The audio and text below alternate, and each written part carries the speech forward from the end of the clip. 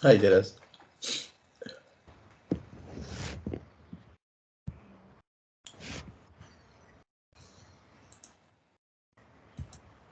Okay, so just context from the yesterday's class that we were working on the main project, and we were checking that this how this file identity lambda is going to get triggered from the S3 event, and based on the event and based on the file type, we were going to start the new lambda function. So first we are tracking the path of our recognition lambda function that is actually going to do image analysis using the Amazon recognition APIs. Now, in the recognition API function, using the event from the previous lambda function, we are receiving few variables, okay, few inputs, few variables of uh, few inputs actually we can call those. Okay, so the bucket name, key name, unique ID, all these actually I am passing from my file identity lambda function. Okay, from here actually I am going to pass all this information to my recognition lambda function. Now in recognition lambda function, I am receiving those events, those details from event variable. I am creating my date time object. That means I am timestamp. I'm getting a current timestamp. Then I'm converting that current timestamp into date time format. Okay, the one with the underscores, getting my date in the MDY format. Okay, and then we discussed that how we are going to create a target file variable. Again, reminding you, this target file is a variable that can be used in the future for storing our file. Okay, it is right now, it is not going to store any data on S3. It is not going to write any data to S3 files. It is just a variable that we have created, and I'm printing its value here. Okay, then you can say the main processing starts with the detect labels function. Okay, in this function, like once my eventual basic setup is done, in this function I'm passing my photo. That means the file name that has started this process. Okay, that file name we have passed here. The bucket name we have passed here. Okay, from the previous lambda functions. Target file variable we have created here. The date variable we have created here, and the unique ID we have received from the previous lambda function. So all the variables we have ready with us, and then we are going to call this detect labels function. When I come down here, okay, when I come down here, first I create a client for my recognition service. Okay, I create a client for my recognition service. Then I go ahead and create a client for S3. I have also created resource. I don't think that I'm using this one. Just a second. Okay, let me actually comment this out. This actually I'm not using. Forget about this one. Then we have a resource created for our lambda function. Actually, this is also not, I'm not using. Actually, some codes I have coded copied from the previous one. That's why this lambda client is here. Okay.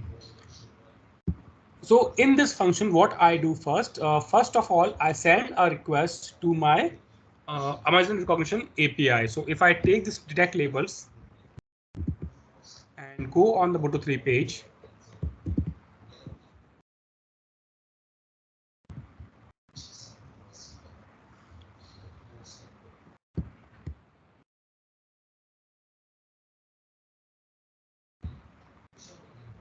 okay, so this is the documentation for the detect labels of Amazon recognition API. And if you just come down here, here we have the request syntax. Okay, so you can see we have quite a huge request syntax. The required one, if you see in the detail, each name is required. Okay, and then rest everything is actually optional, that if you want you can pass, if you don't want you can ignore those things. Okay, so if you come back to our code here, if we come back to our code, then I'm passing my image. Okay, I am passing my image here, and I'm passing its I'm saying that my image is actually stored on the S3 bucket. Okay, that image is a type of S3 object, and I am passing its bucket name. That okay, and this is my bucket, and this is my key name. Okay, this is the file name of the image. I'm calling it photo, but this is the file name of the image. So if this is my S3 object, and in this dictionary, I'm passing two information, the bucket name and the key name of the image, or you can that key name actually I'm storing the variable called photo here. So based on this bucket name and based on this image, we are going to pass this image to our recognition API. Then I'm also passing two more variables from the request syntax. If I again come back to my request syntax, so I do have a S3 object. Okay, you can see S3 object. It is a dictionary type kind of object, and I need to pass my bucket name. I need to pass my key name. Then I'm also using this max labels and max min confidence. Here I'm using these two variables, these two, you can say these two input parameters I'm using for this particular API. Max label means, so if we come back to recognition part, let me actually log into AWS.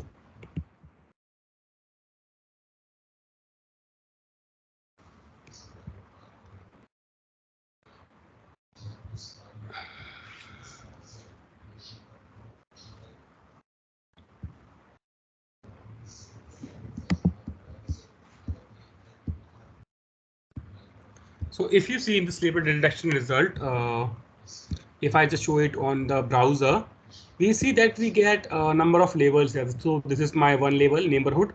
This is my second label. This is my third label. This is my fourth label. So like that, sometimes we get more than 20 labels also. So if you see for this image, we are getting around 20, more than 25 labels. Okay. So I am saying here that max labels that I need in response is 10.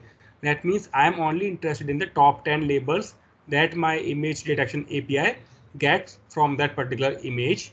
And I'm also saying that I need only minimum confidence of 70. So every label gets its confidence, that how confident how much our image algorithm is to say that that particular thing is there. So if you see, we have like starting it from 99 to 99%, or almost 100% to we have till 55%. Okay, so we are saying at least whenever we are getting a label, it should have a confidence percentage of 70%. So two restrictions I'm saying to my response that I'm going to get. Okay, then from the stack labels, I am going to get the complete response in a dictionary format in this response variable. I am simply printing that response variable here. So if I go back to my CloudWatch logs,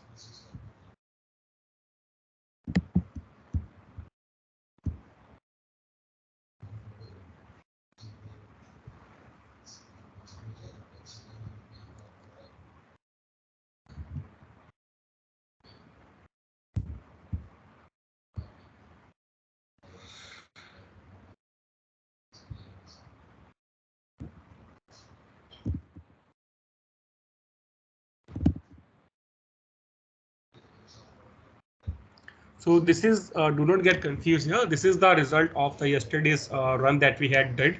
Okay, so I am simply taking the whatever the print was there. This is the complete response that I'm going to get from that response API. So I'm just going to make it a bit easier to read.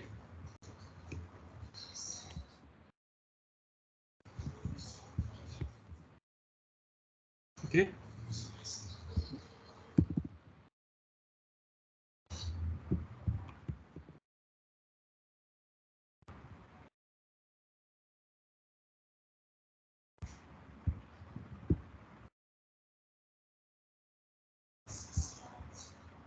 So this is my response that I'm going to get. I converted into a JSON file, but eventually it is dictionary only. OK, and this, if you see, like in the labels, I get a name. Like I'm going to get all of my labels here.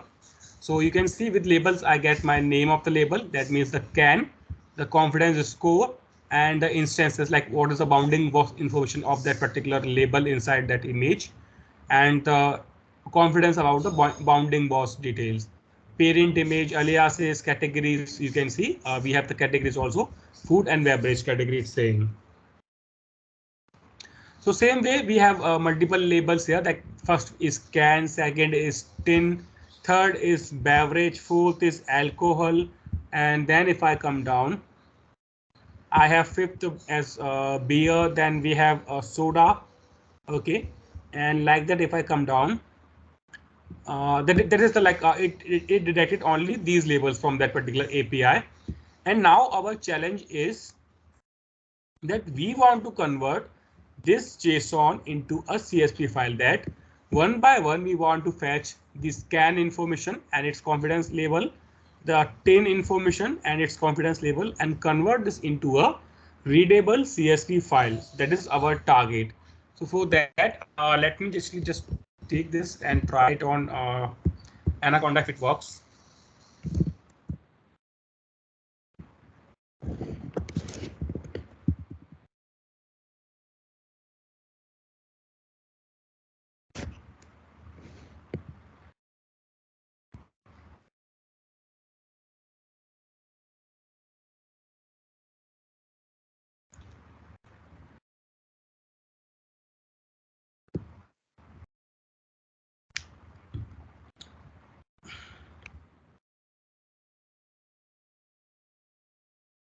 So you can see I have created my output here. Okay, let me just create this in variable. What is the variable I'm calling response?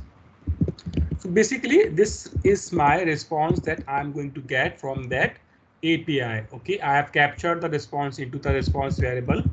Now this response variable that I'm creating on my notebook on Anaconda tool.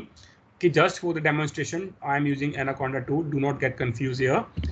And though I'm just trying to give you the information that after this is completed, we are going to get an output, and that output is going to get stored in the response variable, and that response variable is actually having this complex dictionary in there. Okay, now we have to perform some ETL to convert this dictionary into a normal CSV file.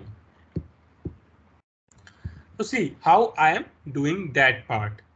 First of all, I have declared a variable here that is a final string variable that I am going to get out of my all coding is done. This is just an empty variable I have created here. Okay. Then I am saying, okay, for label in response, and from this response I'm only considering the labels part. So if you see here in the output on my notepad, I have this labels key. Okay, I have this labels key. Then I have some other details. And if I just come down on the same label, see on this line, on the first line. Okay, on the first line, I also have label mode version and response metadata. I am not interested in these two components. In these two components, I'm not interested.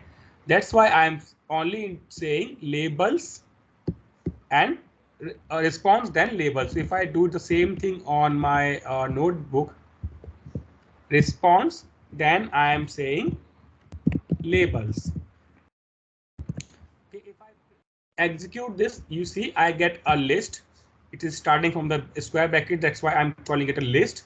I get a list, and inside this list, if you see, I do not have the information about this parent metadata and all those things. Okay, I do not have this information anymore with me. I wanted to filter it out. That's what I have done. Now, if you see this thing closely, that what we are getting in the response and the labels, it is a list. Okay, it is a list containing multiple dictionaries. This is my one dictionary. Okay, this is my one dictionary.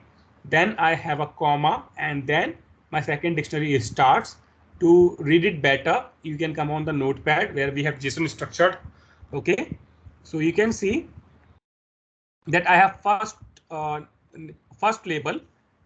If you click on this, you can see this red open curly braces is starting from here. It's ending here. That means this is one item ended here. Then this is my second item ended here. This is my third item ended here. So like that, we have multiple items inside that list. So if I apply a for loop on this, I am going to get those items one by one. So same thing I am doing on my lambda function. I am applying a for loop on response labels. So let's see what we get here. I'm going to take this for loop, okay, and come on the notebook. Where is my notebook? It is actually here only. Okay, I am just taking this response and printing it like this, and I am going to say print label. So you remember when we started the Python classes, this is a variable. This label here is variable. Okay, you can also call it item, and I'm going to call item here. This is a variable. That means it says whatever we have in response and labels list, pass it to me one by one and store that result in item variable, and then print that.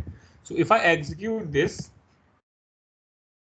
you see, actually let me also execute it like this, print.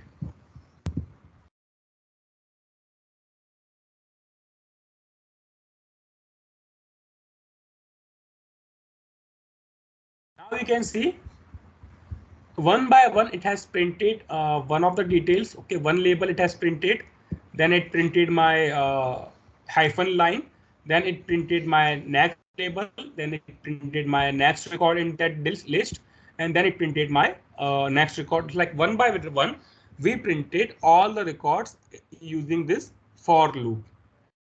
Okay, now still I have to get these details into CSV file. So how I can get those? So what I'm doing here is I am creating a temporary string. Okay, I am creating a temporary string, and that string I am actually simply doing concatenations. Okay, so first I took my unique ID, then I applied a pipe here, the separator. Okay, the separator that I'm going to use is a pipe. I'm not separating it via commas.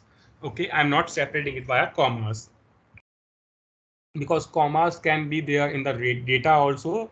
So the comma is actually not a great separator for a CSV file. I mean, we call it comma separated files, but sometimes it may happen that comma is there in the data. So if you want, you can choose comma also for your separator, but I am using my pipe here. Okay, so first I am printing my unique ID to uniquely identify the particular response of our image.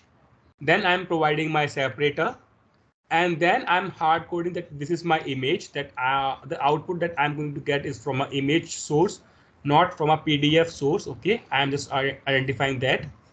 Then I'm appending my image name, again a separator, and then from the label, from this label, if you come here from this label, if I just take this and come on the notebook, from this label, okay, this is my label. Okay, here I'm calling it item. Let me again go back to label only to avoid the confusions. This is my label variable. If I execute this, I'm going to get same output. And this is my one label for one particular, like for a one instance, this is my one label, and I am saying from this label I am interested in name. So if I say something like this in a print statement,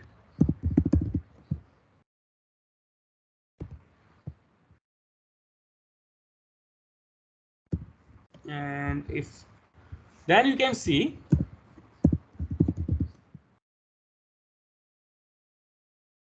Then you can see we are able to get a can.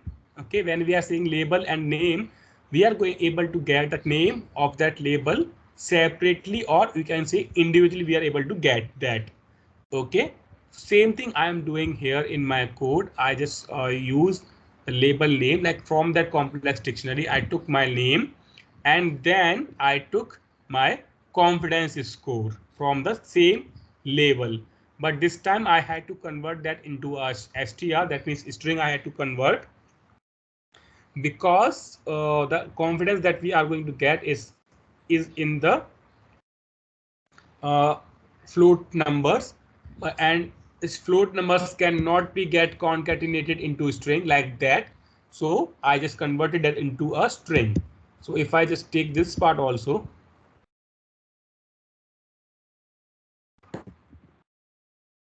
and here if I say confidence, if I execute this, okay, syntax error, I am able to get my confidence score and my label name separately using this syntax. That means from the complete label, I am only interested in name and confidence. These two variables I am only interested in. If I explain you this on my notepad, I have simply filtered out my labels. Then this is my one label, and I am saying get me name and confidence only. That's what we are doing here. Okay, once I get my labels name and labels confidence, I simply create a hard-coded object, and then I append date also. So this is actually going to give me a, basically this is actually not, this won't be actually running perfectly on the notebook, because we don't have unique ID and image name there. But yeah, you get this, that we are going to get a temporary string created on uh, in this for loop. We are going to get this temporary string created, and then we are adding that temporary string into our empty file string. Okay, so one by one, row by row, it's going to create actually rows, it's going to get created, and one by one we are going to add those temporary string into our final string, and then finally the final string we will get. Okay, so this is something like this. If I try to show it to you, if I come back to my note book here, so instead of saying print like this, so let's create same thing. So let's create that variable of final string.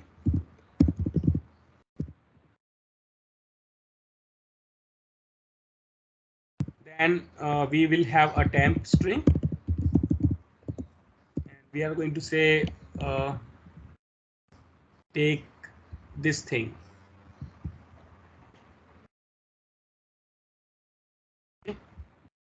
We are going to take this thing, only two things, because we don't have other variables created here.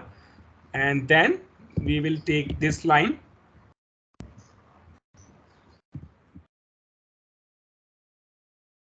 and then after the for loop, okay, after the end of for loop, I'm going to print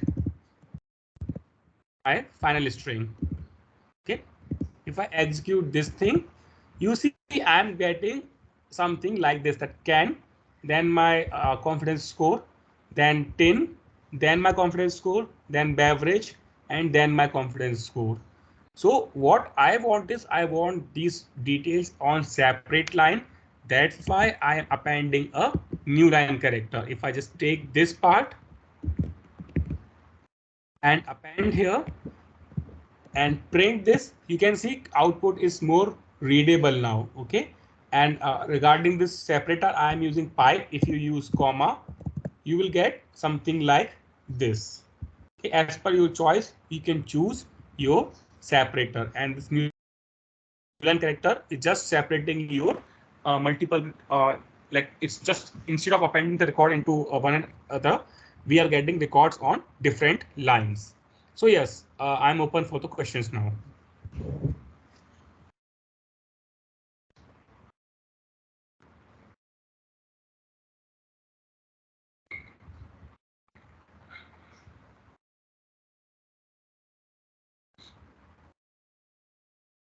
let's actually see this code.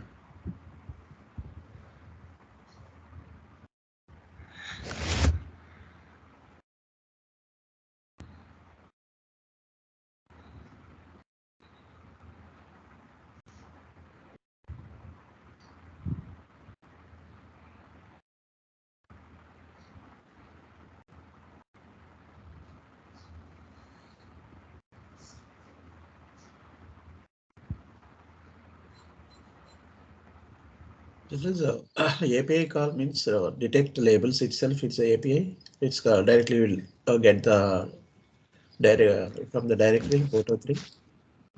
See, actually, you can say it's a function inside the Boto3. Okay. Okay. API is application package interface. That means this React label I can call from the browser also. And if I want to call it programmatically, then it has some request function and response function. So that is actually called API. So you can see in simpler terms, you can say a function inside the Boto3 library, or if you just use a more technical term, it's a API. I mean, if you stay in, I mean, if you know Mumbai a little bit, so it's Bandra and Bandra, you know. Okay. When you try to call or when you try to pronounce something very technically or like that, so then you call that same thing API. And if I say in very easy language, it's a function inside the Boto3 Oh, library. Inside the recognition client, we have this redact labels. okay. Okay.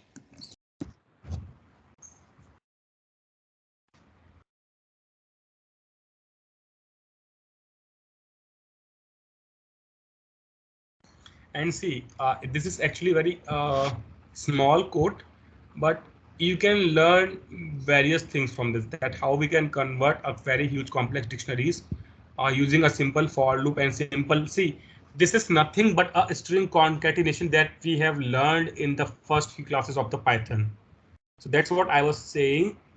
If you understand the basics, you can create or solve any complex problems. It is nothing but a simple for loop and string concatenations. I mean, sometimes we see string concatenation and we see that, okay, we can add two strings.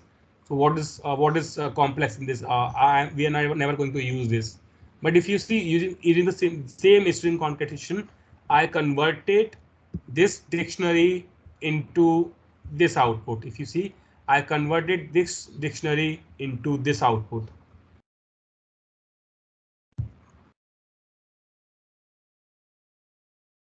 Yeah, so you can actually go line by line here and let me know if you have any questions, issues, doubts.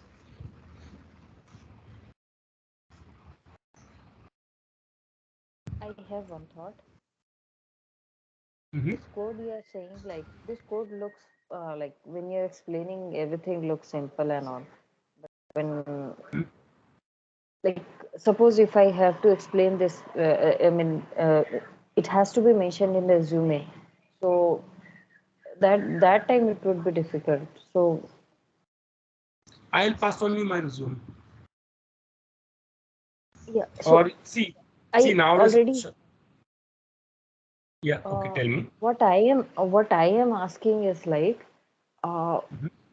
when I suppose I have wrote one point, this one point in my resume like this through the lambda function, this activity I have done as part of my project. But that also I have to explain it and explain the code when because when it came, they will start asking on more into that like why the requirement was there and how did you implement it like this. So how do I prepare on that?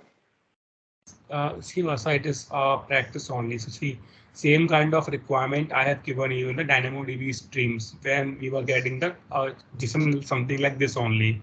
Okay, if you try to apply the same for loop and same string concatenation there, you will be able to solve this. That is point one. And point two about your point two about your interviews and your resumes. Do not write specific that much specific that I had this requirement and I solved it.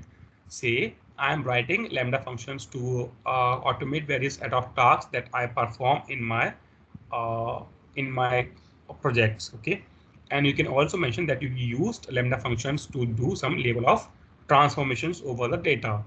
Not necessarily that you say recognition API only. You can say that we had DynamoDB. We had the requirement that we need to capture the details from the DynamoDB streams, and I returned a Lambda function which was connected with the DynamoDB streams, and I was getting the complex tissue response, and I converted that into a simple CSV files. So that you can easily say, and if you practice that on the weekend, if you just refer this code, and if you refer the code of DynamoDB streams, or if you just go on the DynamoDB class recording, I have given you a requirement here. If you try to just solve that, now you will gain a very huge confidence over on that.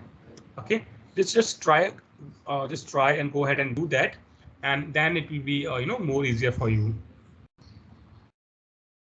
Sure.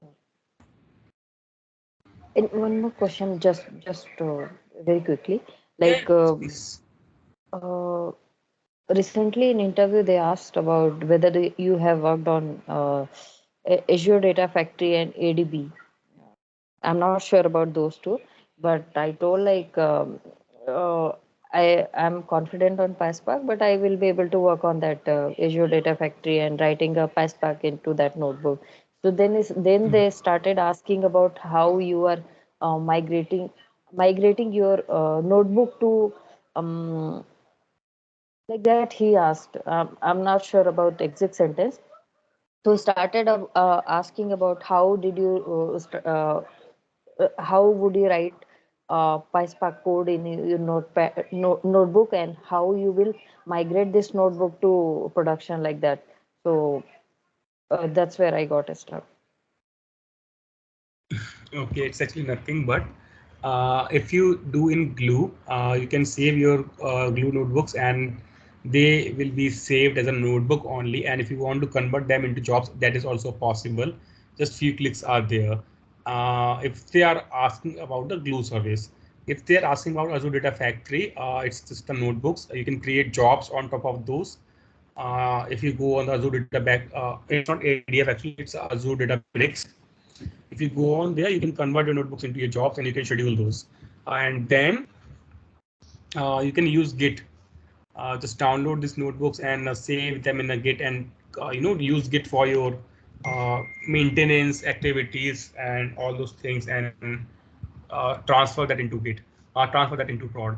And see, to escape such kind of questions where you have no idea, absolutely no idea, I will say one strategy.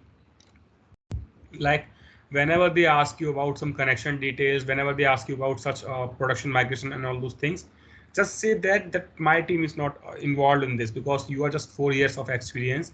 See, handling interviews is a completely different skills. Okay, so you can say, you could have said that migrating the code is not my responsibility. We just pass on, like, we just test our notebooks, and we pass on these notebooks to our DevOps guys, and then they take care of the this production movement part. It's that simple. See, if you try to answer all the questions in the interviews, you are never going to get through of that, because you have, it's like in a project we have security engineers, network engineers, data engineer, DevOps guys, machine learning guys, BI guys, some product owners, some agile guys, some scrum master. If you try to answer on the behalf of all those persons, definitely it's going to be a bit harder for you. Yeah, that I understand. I have said that also to them. Like, I have not worked, I have not used it in real time, but still they were forcing on, like, you should be aware on those things like that. I mean, see, that I told you, Varsha, it's luck. Like, if interviews don't want you to hire, they will say anything. Okay, and nowadays, job market is not it's not on the peaker side. Okay, it's a bit dull right now. So you might see these things in some next months also. Okay, and sometimes I also do face such stupid things. If I just share one of my experience, like I was I mean, I will take the company name also. It was Cognizant, and guy called me and he started asking me about Hadoop administrator questions. Okay, and the position was AWS data engineers. And then he said to me that, yeah, we do have EMR on the cloud, So you should know all this Hadoop administration thing also. And I got rejected, and I seriously kind of written an escalated email to HR that if you don't have a guys in your organization who can take interviews for AWS data engineer, see, if I am working on the AWS data engineer role, I have idea about these things. Okay, then if I am going to ask these questions only in the interviews, but if some DevOps guys, if some admin guy, or if some on-prem working guy is going to ask you questions, obviously is going to ask you the questions which he knows. That person knew about that, how he can migrate that notebook to a production. That's why he asked you that question. So sometimes it's luck also, okay, that you cannot help anyhow. Okay, sure. I will Yeah. prepare more on that. Yeah, I mean, you see, as a developers or the data engineers, one thing that we can do is preparation. That we can do. Result is definitely not in our hand. That's why I never commit in the introduction calls also that I will definitely get you a job or definitely you will be able to clear the interviews. No, we can just prepare for these things, and what happens in those 30 minutes, nobody knows. Nobody can predict that part. One day, when your day is good, you will get a good interviewer. He will help you out, and you will be answering all those things, and you will definitely get a job switch. Don't worry about that part. Just keep preparing.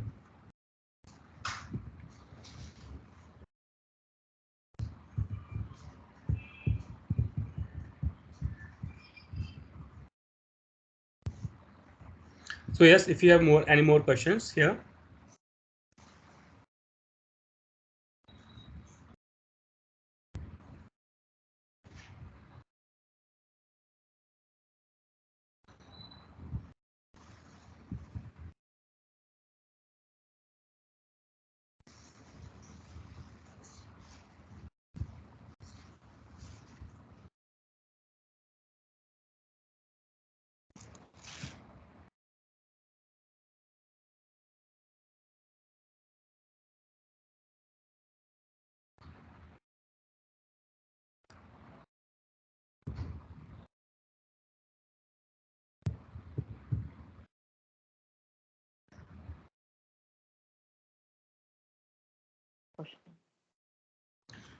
Okay. So see, now we actually detected all these variables and we created our final string. And then once we get our final string, simply what we have to do is we just have to use the S3 client, and we have to say put object. Okay, we just have to say put object. Put object also you can say writing the some data to S3 buckets. That is the responsibility of put object. So in put object you mention on which bucket you want to write. We are going to use our bucket variable, or what is the name you want to give to your target file. This target file, now we are actually going to use the variable that we created here. Okay, this variable that we created here, the target file name, that now we are going to use in the S3 put object. Okay, in the S3 put object, I am saying use the name that I have created on top. What you want to write inside that file, I want to write inside that file whatever I have inside this final string variable. Okay, that is going to be my body. It's as simple as that. Okay, and if you want to do some more things after that, you could have called next lambda functions, but for now we are actually not doing that.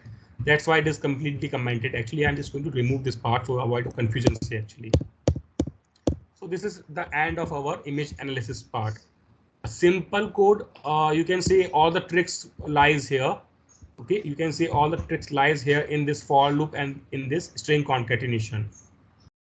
And you might see this is a bit simple task, but trust me, when this task was given to me, before that nobody was able to perform that. Like they were all trying some more complex things. They were looking for some complex libraries inside the Python, doing blah blah blah things. But when I say understand the basics, if you can understand the basics, it's all that we have to do is get the label name and get the label confidence and append that, concatenate that into a concatenate that with some other details and append a line terminator, and that's all you have to do. A simple for loop, some simple string concatenation, and a line terminator at the end. That's all you have to do. So let's go ahead and execute this code in the here cloud environment. So I will come to S3.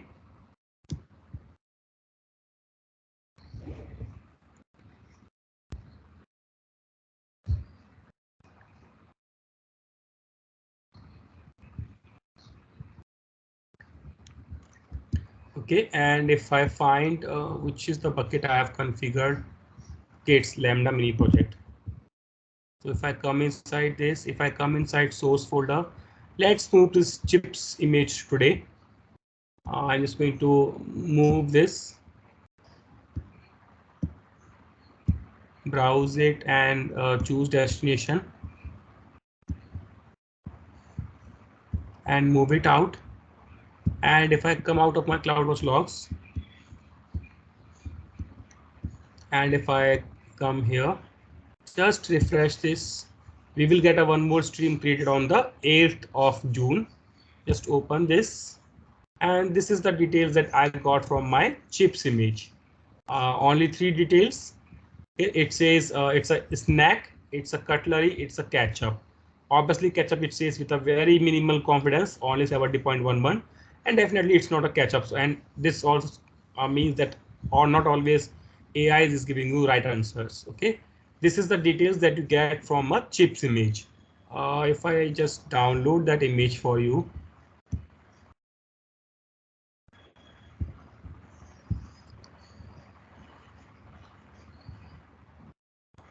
so this was the image that I passed to my Lambda function. Okay, so it detected some chips and snacks, all those things. And maybe for some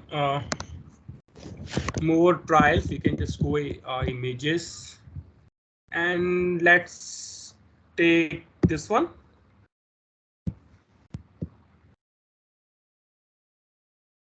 And I will just use snipping tool. Maybe actually I need to, sorry, yeah, from here.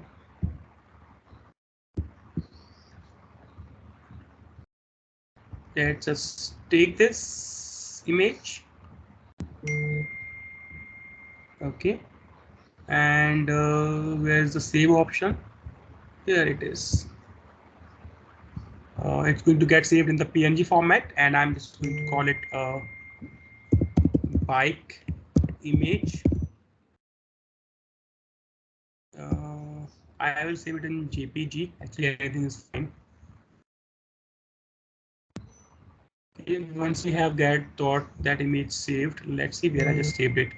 Maybe in the pictures. Home, bike. It's in the pictures.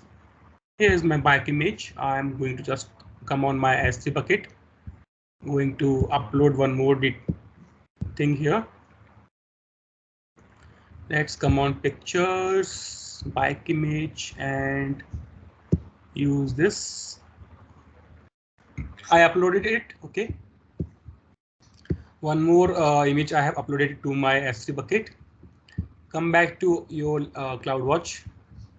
Come back to here and let's look for the second string. Okay, it might actually append here only. And you can see it has processed, and this is what I got from my bike image. Okay, that it's a transportation, it's a vehicle, it might be a moped, it's a motor scooter, it's a motorcycle, it's a machine, and it has some wheels inside that image. So this is what I got from my bike image, and you can see it's a category is also showing it's a scooter. Okay, and it's also just okay. This is the first one actually. It's a scooter. It's actually starting from here. I have to put, yeah, it's actually starting from here, scooter, then transportation, then vehicle, then all those things it says.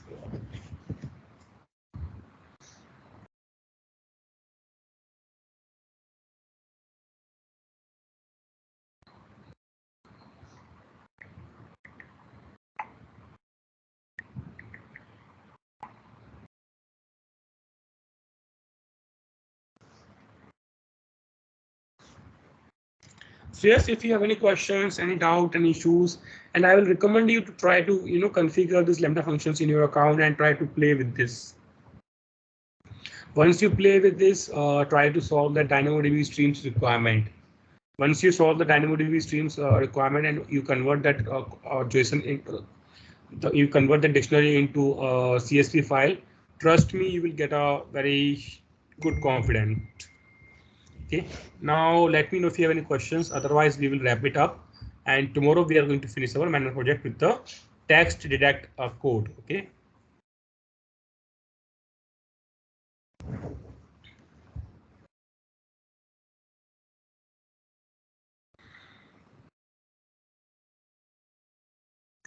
Take your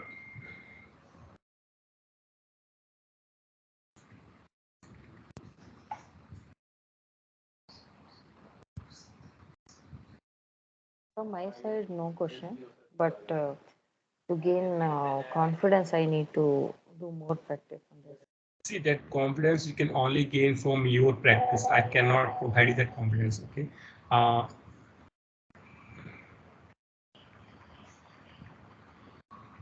so for that, I will recommend you please do practice. Please practice. Okay. Just forget about the text detect part. Okay. Maybe on the weekend you can just try to configure these two functions. I have already shared the codes with you. Just try to convert file identity lambda and recognition lambda. These two only if you try to configure. That means file identity lambda. You no need to write any elif conditions. Okay, just remove this elif condition, or maybe comment this and just execute this part and see if it works for you. Try to play around with this for loop. Maybe you can you might look to convert that into some different format or different styles. Once you get gain some confidence here, once this is working, take a reference from this and then go and use the DynamoDB streams API, get a dictionary generated from there, and convert that into also CSV file. The separators, you can choose any separator as per your preference. Okay. One more thing, you can try it out. So wherever this data is actually getting stored on the S3 bucket, you could also run the crawler on top of that. Okay, you can run the crawler on top of that and get this data into a Athena table.